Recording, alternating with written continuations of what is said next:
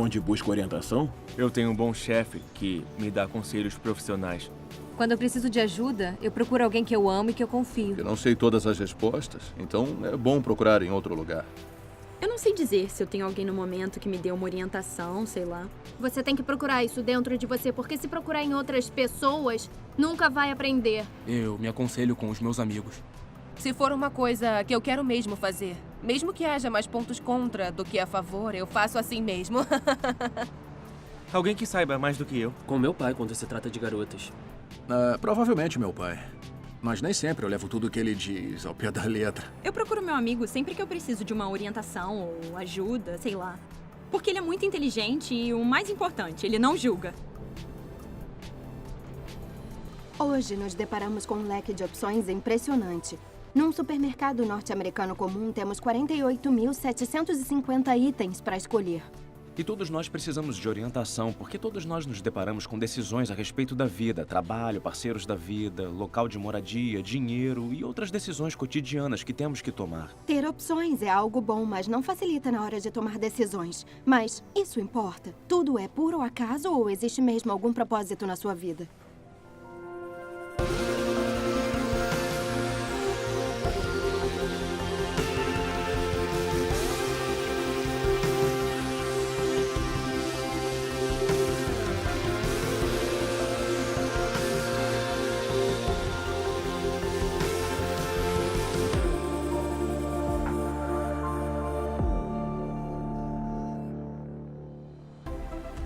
Dizem que os 2 dias mais importantes da vida são o dia em que nascemos e o dia em que descobrimos por quê. O apóstolo Paulo escreve: porque somos criação de Deus realizada em Cristo Jesus para fazermos boas obras, as quais Deus preparou de antemão para que nós as praticássemos. Deus criou você. Sua vida tem propósito. Você não é um acidente. Sua vida tem significado.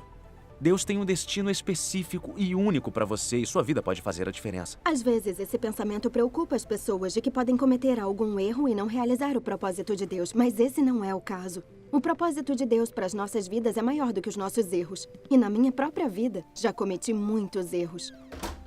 Houve vezes em que eu ignorei Deus deliberadamente. Vezes em que eu escolhi seguir minha própria opinião porque achei que sabia o que devia ser feito e me achava forte o suficiente para cuidar de tudo sozinha. Basicamente, eu só saí machucada no fim de tudo. Bom, eu vivi um relacionamento longo que terminou de uma forma muito dolorosa. E, olhando pra trás agora, eu sabia que aquele relacionamento não era certo pra mim, mas escolhi ignorar a Deus. Me senti tão perdida, mas quando voltei para o Senhor, eu soube que Ele me amava do jeito que eu era, por quem eu era, e me senti amável de novo. Soube que eu não estava abandonada. Nelson Mandela disse: não me julgue pelos meus sucessos. Me julgue pelas vezes em que caí e me levantei de novo. Nós tínhamos um relacionamento difícil com a minha mãe e o meu pai. E eu nunca me dei bem com meu pai. Ele esteve ausente na maior parte da minha vida. Ou estava bêbado, ou tendo algum caso. Era horrível. E aí, quando me tornei cristão, queria ter um relacionamento com meu pai. Eu o quis de volta na minha vida. Tive que ir atrás dele e fiz isso. Ele estava morando num apartamento para aposentados em Maxfield sozinho. Eu pensei que ele tivesse mudado, assim como eu mudei. Mas não. Estava mais ranzinza, mais velho e bebendo mais. Ele era grosseiro, cruel, sarcástico. Era exatamente o que eu lembrava. Então, o convidei para ir à nossa casa. Nossa casa, em Londres. Ele pegava o trem e eu o encontrava na estação de Houston. E toda vez que ia encontrá-lo na plataforma, ia pegá-lo quando desembarcava. Ele se lamentava, resmungava e reclamava, um pouco bêbado. E uma das coisas de que ele reclamava o tempo todo era pelo dinheiro. Até que um dia ele veio para dormir, mas ficou muito doente e teve que ir ao hospital local. Acabou ficando 1 semana. Foi um pesadelo. E eu quis mandá-lo para casa quando ele melhorou. Então, nós o levamos à estação de Houston. Eu o coloquei no trem e o sentei. E, bem no meio do vagão, me veio um sentimento de amor tremendo pelo meu pai. Foi muito estranho. Eu quase comecei a chorar no vagão. Eu olhei para ele e senti uma grande pena. por nunca termos tido um relacionamento. Eu não me lembrava de ter feito uma refeição com o meu pai. E me veio tudo aquilo. Aí, na minha mente, me ocorreu a ideia de trocar a passagem dele para uma de primeira classe para Manchester. Eu comprei uma passagem de primeira classe muito cara para Manchester. Aí eu o levei até o setor da primeira classe. Eu sentei ele e dei um beijo na cabeça dele. Estávamos na plataforma e Amanda me disse: "O que deu em você?" E eu respondi: "Quer saber? Eu não faço ideia. Eu só quis muito ver o meu pai feliz." Aí eu olhei pela janela do vagão e vi o meu pai tirar o chapéu de feltro. Ele sempre usou chapéu. Ele tirou o chapéu e pôs na mesa. Apertou o botão de reclinar e meio que se recostou no banco de couro. E aí ele estalou os dedos e um dos garçons levou para ele uma xícara de chá e biscoitos. E aí ele pegou o jornal e começou a ler. Enquanto fazia aquilo, virou para me olhar pela janela e estava com o maior sorriso no rosto que alguém poderia ver. Como se os aniversários e natais tivessem caído no mesmo dia. Ele estava radiante. E foi a última vez que eu vi o meu pai. 3 semanas depois, ele morreu de um infarto fulminante sozinho naquele apartamento. Agora eu sempre penso, fui eu mesmo que tive aquela ideia de comprar para ele aquela passagem? Ou foi Deus me guiando? Eu sinto muita paz em relação ao meu pai, com todos aqueles anos de discussões, brigas, bebedeiras e mulheradas e coisas horríveis. A única imagem que eu tenho do meu pai é aquela imagem do rosto dele olhando pelo vagão do trem ao ir embora. Eu não sou muito bom em seguir direções. Sempre me perco, então eu acho que usar um mapa é muito útil. Toda vez que eu sigo pelo caminho errado, ele fica corrigindo a minha rota. E é infinitamente paciente, ele sempre acha um caminho diferente. É claro que você pode desligar, pode ignorar, mas se você seguir, geralmente vai ter uma viagem muito mais agradável. E também é assim com Deus. Obviamente a analogia é falha, porque não estamos lidando com um aparelho, estamos lidando com uma pessoa que nos ama. Este é um relacionamento com Deus, e Ele tem um propósito para você, e é infinitamente paciente. Eu o instruirei e o ensinarei no caminho que você deve seguir. Eu o aconselharei e cuidarei de você. Como Deus nos orienta na prática? Bem, é um relacionamento. E Ele fala conosco. Mas como ouvimos a voz dele? Eu descobri na prática as 5 formas principais pelas quais Deus fala conosco. Às vezes é só uma destas formas. Às vezes em uma grande decisão, através das 5. E a primeira é obedecer às Escrituras. O salmista diz: "A tua palavra é a lâmpada que ilumina os meus pés e luz que clareia o meu caminho." A Bíblia é Deus falando, e eu descobri, desde que me tornei cristão, que este tem sido o meio principal pelo qual Deus vem me guiando através da palavra dele. Quando a lemos, nós o ouvimos falar para nós sobre o amor que tem por nós, que somos filhos dele e que ele nos ama. Vemos que o propósito dele para todos nós é que conheçamos esse amor que ele tem por nós e retribuamos com o nosso amor. É assim que descobrimos o significado e o propósito de nossas vidas numa relação de amor com Deus. E aí, somos chamados a amar outras pessoas. Amar nossa família, amar nossos amigos, nossos vizinhos, nosso inimigo. Podemos amar de várias maneiras diferentes. Pequenos gestos de gentileza. Há muitas pessoas por aí enfrentando lutas sérias nas suas vidas. E pequenos gestos de gentileza não custam nada, mas podem fazer uma grande diferença no dia de uma pessoa ou até na vida dela.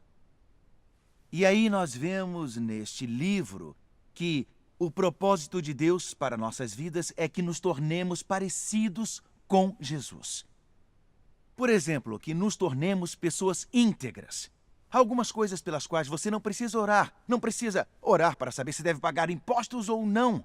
Não precisa dizer: "Senhor, este ano devo pagar meus impostos ou não." Aqui diz que nós devemos pagar nossos impostos. Conheci um homem que tinha acabado de se converter e escreveu uma carta para a Receita Federal e disse isto: "Caro senhor, eu acabei de me tornar cristão e não consigo dormir à noite. Aqui estão as 100 libras que devo. PS, Se eu ainda não conseguir dormir, mandarei o restante. Então, sabemos, por este livro, pela obediência às Escrituras, estas coisas. Sabemos que Deus tem coisas boas para você fazer na sua vida. Você não é salvo por fazer o bem, mas você está salvo para fazer o bem. E Deus tem um plano único, um propósito para você. Ele tem coisas boas e específicas para você fazer. Quando se trata de buscar orientação, podemos nos sentir tentados a pegar uma Bíblia, abrir em uma página qualquer e apontar um versículo aleatório, esperando que Deus fale conosco, feito um horóscopo ou uma bola de cristal. Mas não é uma boa forma de fazer as coisas, porque podemos tirar conclusões erradas sobre o que Deus está tentando nos dizer. Então, como descobrir o propósito de Deus para a sua vida? A segunda forma pela qual Deus nos guia é através do convencimento do Espírito. Em Atos 20, versículo 22, Paulo diz: agora, impelido pelo Espírito, estou indo para Jerusalém, sem saber o que me acontecerá ali. Uma definição de um cristão é a pessoa que é guiada pelo Espírito Santo. Quando você encontra Jesus e convida o Espírito dele a habitar na sua vida, o Espírito dele começa a falar com você e a guiar você. Jesus diz que os seguidores dele reconhecerão a sua voz. Se uma pessoa que você não conhece te telefona, você não reconhece a voz dela. Se a minha esposa Pipa me ligar, na primeira sílaba que ela disser, reconheceria a sua voz. Quanto mais você conhece Jesus, mais você reconhece a voz dele. E o Espírito Santo fala conosco quando lemos a Bíblia e oramos. Em Atos 13:2 diz: enquanto oravam ao Senhor e jejuavam, disse o Espírito Santo. A oração é uma conversa de mão dupla. É como quando você vai ao médico. Você não vai ao médico, faz suas solicitações, suas queixas e depois você vai embora. Você vai falar, mas também vai esperar para ouvir o que o médico tem a dizer a você. É a mesma coisa quando oramos. Não só falamos com Deus, mas também ouvimos o que Deus tem a dizer para nós. É por isso que sempre acho útil ter uma caneta, um caderninho, um pedaço de papel quando oro e quando leio a Bíblia. O que o Espírito Santo está tentando dizer para mim hoje. Então, o Espírito Santo às vezes nos guia, nos dando um forte desejo de fazer alguma coisa. Em Filipenses 2, versículo 13, Paulo diz: pois é Deus quem efetua em vocês tanto querer quanto realizar, de acordo com a boa vontade dele. Antes de ser cristão, se alguém me dissesse que eu seria um clérigo da Igreja da Inglaterra, eu teria imaginado que era simplesmente a pior coisa que eu poderia me imaginar fazendo. Uma coisa chata, sem graça, um trabalho medonho, a última coisa na Terra que eu gostaria de fazer. Mas quando o Espírito passou a habitar em mim, ele me deu um forte desejo de fazer o que eu faço agora. Às vezes, Deus nos guia das formas mais incomuns: profecias, visões, imagens, sonhos, impressões ou, às vezes, para algumas pessoas, até em voz audível. Há alguns anos eu trabalhava como professor de inglês em Londres e pretendia ter um emprego voltado para a comunicação corporativa. De volta à universidade, eu estudei francês e passei um ano morando na França. Eu sempre quis voltar para trabalhar lá. Eu lembro de uma noite em que fui convidado para uma reunião na igreja. Minha fé estava bem em baixa na época, mas eu concordei em ir mesmo assim. A pessoa que estava liderando a reunião era um conhecido líder da igreja que era amplamente respeitado pelo discernimento espiritual. Depois de pregar, ele disse: tenho a sensação de que a França é um lugar muito importante para você. Eu lembro que eu pensei: interessante, mas provavelmente é só uma coincidência. Algumas pessoas da equipe dele perguntaram se poderiam orar por mim. Uma compartilhou um versículo bíblico que sempre representou muito para mim e outra viu uma imagem que realmente me emocionou por razões pessoais, de novo relacionada à França. Me lembro que mais tarde eu orei e disse a Deus: tá bom, Deus, se vem de ti e se está certo, eu preciso de mais confirmação. Preciso de um emprego na França. E preciso que ele me permita trabalhar com comunicação corporativa. Bom, logo depois eu encontrei com um amigo que eu não via há um tempo e falei sobre o meu emprego dos sonhos. E ele disse: que engraçado. Eu acabei de falar com a minha tia, que dirige uma empresa que se especializa em comunicação corporativa bem perto de Paris. Então eu dei detalhes, mandei meu currículo, consegui uma entrevista e me ofereceram um emprego numa faculdade de administração em treinamento corporativo. Olhando para trás, eu entendo que Deus me guiou de várias formas diferentes, através da Bíblia, através da oração, através de outros cristãos, através das circunstâncias. Eu não quero dizer que tudo foi fácil. Eu tive que perseverar, continuar confiando, mesmo quando tudo era difícil. Mas aquilo me mostrou que Deus é capaz de nos guiar em nossas decisões. A terceira forma que Deus usa para nos guiar é através do conselho dos santos. Em outras palavras, conselho de outros cristãos. E é isso que tem de especial na igreja, fazer parte de uma comunidade de outros cristãos onde podemos ajudar uns aos outros. Em Provérbios diz, o sábio ouve os conselhos. Eu incentivo você a procurar pessoas que tenham sabedoria e experiência. Escute o conselho delas e tome uma decisão consciente. No fim das contas, é claro, a decisão final é sua. Mas é sábio buscar conselhos. Então, como saber se é Deus que está falando com você através do Espírito e através de seus amigos? E se não é apenas a sua própria vontade? É claro que é possível cometer erros ou interpretar mal o que ouvimos, mas a Bíblia ajuda você a testar se o que você ouve é certo. São João diz, examinem os espíritos, para ver se eles procedem de Deus. Então, primeiro, está de acordo com o que a Bíblia nos diz? Segundo, edifica, exorta e consola. Ele promove o amor? Se não promover, então não vem de Deus.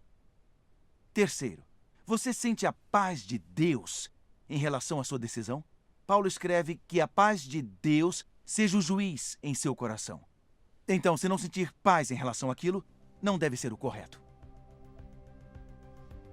A quarta forma de Deus nos guiar é através do bom senso. Bom, você não perde toda a sua lógica e razão quando se torna um cristão. Você ainda é você. As promessas de Deus de orientação não foram dadas para nos poupar do problema de pensar. A Bíblia nos diz a vontade geral de Deus. Sabemos, por exemplo, que o celibato é uma vocação. Jesus não se casou, mas, em geral, o casamento é a norma. Mas a Bíblia não nos diz com quem devemos nos casar. É preciso usar o bom senso e se perguntar, nós somos compatíveis? O mesmo vale para decisões profissionais. Às vezes, depois que se convertem, as pessoas se perguntam, eu devo sair do meu emprego? O apóstolo Paulo disse, entretanto, cada um continue vivendo na condição que o Senhor lhe designou e de acordo com o chamado de Deus. Cada um deve permanecer na condição em que foi chamado por Deus.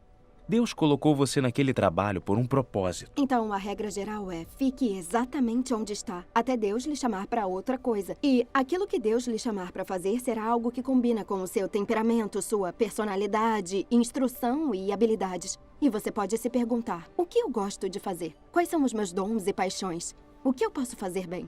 O último meio pelo qual Deus nos guia é através de sinais circunstanciais. Podemos nos ver diante de uma decisão muito difícil e dizer a Deus, eu não sei qual direção seguir. Eu não sei se este é o relacionamento certo ou não, ou se esse é o emprego certo, ou... Eu nem sei se essa é a decisão correta ou não. Provérbios 16:9 diz, em seu coração o homem planeja o seu caminho, mas o Senhor determina os seus passos. E Salmos 37:5 diz, entregue o seu caminho ao Senhor, confie nele, e ele agirá. Porque Deus pode fechar portas ou pode abrir portas. E o segredo é entregar a decisão a Ele e confiar a Ele o resultado. Então, precisamos observar as circunstâncias, mas não pôr peso demais nelas. Às vezes, temos que perseverar apesar das circunstâncias. Basicamente, Deus se achega a nós e pega as nossas questões comuns e transforma numa coisa bonita. E Ele não faz isso por nós. Ele nos diz para seguir em frente e trabalha conosco. Em meados do século XIX, o aristocrata inglês Lord Redstock estava hospedado em um hotel na Noruega. Uma noite ele ouviu o som de um piano sendo muito mal tocado no saguão abaixo. Olhou e viu uma garotinha que fazia o barulho mais terrível. No geral, ele era um homem paciente, mas aos poucos o ruído constante começou a irritá-lo. Enquanto olhava, um homem se aproximou e sentou do lado dela. Em vez de acabar com o esforço da menina, o homem começou a tocar, construindo acordes ao lado dela. A cada batida de tecla, ele complementava as notas dela. De repente, um suspiro encheu todo o hotel. Ele corrigiu os erros dela e desafinações e os transformou em algo tremendamente lindo. Como Lord Redstock viria a descobrir, o homem que tocou junto com a menina era o pai dela, o famoso compositor russo do século XIX, Alexander Bordin. Com frequência, ao olharmos para trás, vemos que Deus pode usar nossos erros. Que caramba, eu cometi tantos. Deus não me colocou na prisão, eu me coloquei. Deus não me fez passar por 2 divórcios, eu sim. Mas Ele me ajudou em todo o processo, sabe? Pais problemáticos, alcoólatras. Fui expulso de casa aos 15 anos quando briguei com meu pai. Fui morar numa casa abandonada com uma gangue. Problemas com a polícia. Acabei com uma sentença de prisão. Ao sair de lá, entrei no exército aos 21. Tive 2 casamentos, 2 divórcios. Quase virei alcoólatra. Sofri com os valentões na escola, entrei na equipe de boxe do exército e acabei sendo um valentão de farda. Minha mãe morreu. Eu não vi a minha mãe desde que era criança. Ela ficou doente. Teve câncer. Minha mãe e meu pai fumavam e bebiam muito. Para resumir a história, ela foi internada no hospital. Tive uns 10 dias com ela e ela morreu. Ela tinha um tumor daqueles grandes e ela morreu ali, nos meus braços. Aquilo foi o estopim para mim realmente começar a pensar em certas coisas. E aquilo me pôs num caminho logo depois do acontecido. Um amigo meu me disse, você tem muitas perguntas, deveria fazer um curso alfa. 16 anos no exército. Já saltei de avião, já fiz cursos de tiro, havia sido militar, já fiz cursos sobre tudo, farei um curso sobre Deus. E me lembro de ficar sentado ali, ouvindo aquelas palestras e pensando, sabe de uma coisa, eu nunca ouvi nada disso. Era tudo completamente novo para mim. E eu orei. E minha oração foi, se você está em cima e tudo isso é verdade, você pode fazer de mim um homem melhor. Você pode aperfeiçoar o meu caráter. Você pode fazer de mim um marido fiel, um bom pai, alguém de quem as pessoas gostem. Então, quer saber? Vamos nessa. E aí as coisas começaram a mudar, coisas muito estranhas começaram a passar pela cabeça. Sabe, eu pensei, eu já moro com a minha namorada há 8 anos. Talvez devêssemos casar. Conversamos sobre isso e nos casamos. Orei e meu filho voltou para minha vida. Eu o abandonei aos 3 anos. Hoje ele tem 36 e mora conosco. E tenho uma filha de 18 anos que é maravilhosa. Assim, se alguém tivesse me dito, há uns anos, que eu seria clérigo da Igreja da Inglaterra, eu teria dito, você está completamente maluco. É a ideia mais distante da minha cabeça, nem sequer passava pela minha cabeça. Eu ainda tenho que me beliscar às vezes. Eu trabalho com pessoas hoje com quem passei a maior parte da minha vida. Muita gente com quem me identifico. Eu trabalho com os sem-teto, com aqueles atormentados por problemas mentais, com os presos, aqueles que saem da prisão através de uma organização chamada Cuidando de Ex-Delinquentes. E fui condecorado com MBE. E, para mim, eu acho realmente emocionante trabalhar com ex-delinquentes. E ser honrado dessa forma é extraordinário. É como Deus diz, porque sou eu que conheço os planos de fazê-los prosperar e não lhe causar danos. Plano de dar-lhes esperança e um futuro. E ele diz que nunca nos deixará nem nos abandonará. E isso, para mim, é o que me faz prosseguir. Muitas vezes é olhando as coisas que já passaram que você vê que Deus esteve te guiando. Ele tem um propósito para sua vida. Ao ler a Bíblia, ao ouvir o Espírito, ao conversar com amigos, ao pensar e observar, sua vida tem um propósito. E você fará a diferença e causará um impacto maior do que provavelmente poderia pensar. E um dia, Deus dirá a você, muito bem, você chegou ao seu destino.